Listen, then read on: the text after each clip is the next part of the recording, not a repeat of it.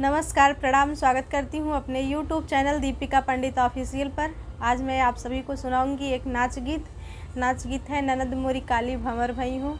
अगर आप लोगों को अच्छा लगे तो अपना सपोर्ट ज़रूर देना और सब्सक्राइब, लाइक, शेयर ज़रूर करें और कमेंट में बताना गाना कैसा लगा आप लोगों को।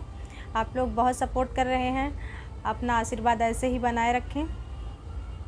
ननद मोरी काली भंवर भई हो, ननद मोरे काली भंवर भई हो, ननद मोरे काली भंवर भई हो। हमरे ननद जी के बड़ी बड़ी अखियाँ, हमरे ननद जी के बड़ी बड़ी अखियाँ, ननद चितवनिये में मारी गई हो, ननद चितवनिये में मारी गई हो। ननद मोरे काली भंवर भई हो, ननद मोरे काली भंवर भई हो। हमरे ननद जी के लंबी लंबी चटिया, हमरे ननद जी के लंबी लंबी चटिया, ननद झटकनिये में मारी गई हो, ननद झटकनिये में मारी गई हो।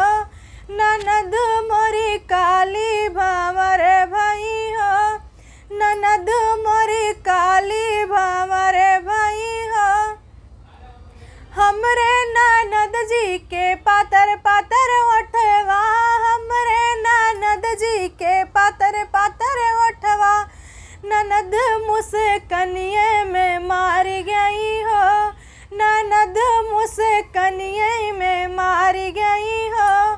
ननद मोरी काली भंवर भई हो, ननद मोरी काली भंवर भई हो। हमरे ननद जी के पतली कमरिया, हमरे ननद जी के पतली कमरिया, ननद लचकनिये में मारी गई हो, ननद लचकनिये में मारी गई हो। ननद मोरे काली भंवर भई हो, ननद मोरे काली भंवर भई हो। हमरे ननद जी के सुंदर सुंदर पौआ, हमरे ननद जी के सुंदर सुंदर पौआ, ननद घुमवनिये में मारी गई हो, ननद घुमवनिये में मारी गई हो।